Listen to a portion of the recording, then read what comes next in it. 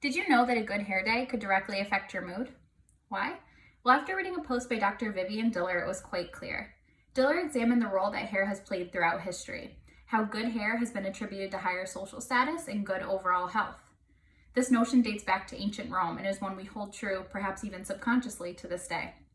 Diller also recognized that both men and women attribute confidence to control, and that our hair is one of the easiest things, if not the only thing, on our body that we can control and change at will. Today I'm going to demonstrate both the Dutch and the French braid. The Dutch and French braid are similar in execution, but have a different overall appearance. Growing up, I was labeled chubby and I was often picked on for it. But I did receive numerous compliments on my head of hair, and in this found confidence and decided to take up a hobby in styling it. I first asked my great-grandmother to teach me how to braid. She tied 3 strands of ribbon to a chair on her dining room, and I sat there for hours practicing.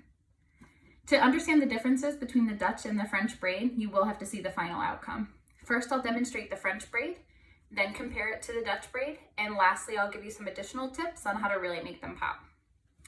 First, for the French braid, you'll start by separating your initial section the same way you would for a half ponytail, taking it up from behind the ears and straight up to meet in the middle.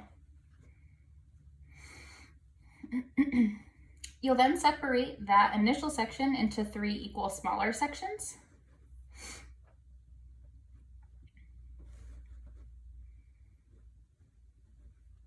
And then begin by crossing one outer section over the middle and doing the same on the opposite side. I usually choose to do this again just to create a stronger base for the braid. Outside over the center, opposite side over the center piece.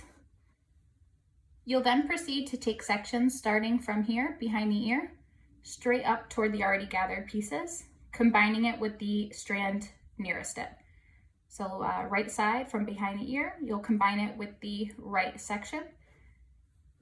After combined, you'll cross it over the middle strand and repeat on the opposite side from behind the ear, combining it and crossing over the middle. You'll continue that process all the way down until you reach the end of the hairline, and then you will begin just to do a regular braid, crossing one outer section over the middle, outer section over the middle, until you reach the ends. Once you reach the ends, depending on what tie you chose for this demonstration doll, because she has a lot smaller, a lot thinner hair, and a lot less of it, a lot harder to do than on a human, I chose these ties here, smaller black rubber bands. Does make it a lot easier. The final outcome of the French braid should look like this. Now that you've mastered the traditional French braid, let's move on to her more outgoing sister, the Dutch braid. As you just saw with the French braid, it hugs the head and is flush with the rest of the hair, whereas the Dutch braid is characterized by its evident braid. It protrudes from the surrounding hair. You will begin the same way, separating your initial section, much like a half ponytail, straight up. And again, you will separate the half up section into 3 equal strands. And now this is where the Dutch braid differs from the French braid. Instead of crossing the outermost section over the middle strand, you'll cross them underneath. So outer section underneath the middle, and repeat on the opposite side. And again, I will do it again to create a stronger base for the Dutch braid. Outer section under the middle, outer section under the middle. Just like with the French braid, you'll gather sections from behind the ear, straight up, combining it with the side nearest it before crossing it underneath the middle section. You do continue to do this all the way down the hairline to here, and then you'll begin just executing a traditional braid, crossing the section still underneath the middle. Once you've reached your ends, you choose your tie the braid off, and your Dutch braid should look like this. Now that you can visualize the differences between the 2 braids, choose your favorite, and let's learn how to dress it up. Manipulating the strands of the braid or adding accessories can really take your do to the next level.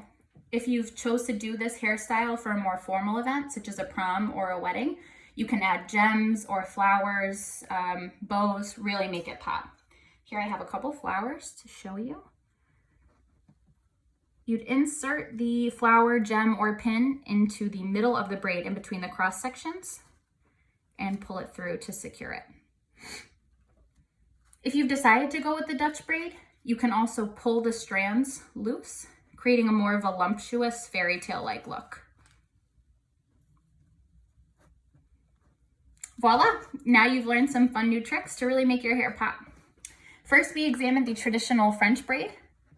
Then we learned the differences between the French and the Dutch braid and how to execute the Dutch braid. And lastly, some fun new tips to really make them pop. Now, the next time you're in need of a confidence boost or simply upgrade your going out look, repeat these steps for a fancy new do. And remember, good hair, good mood, good day.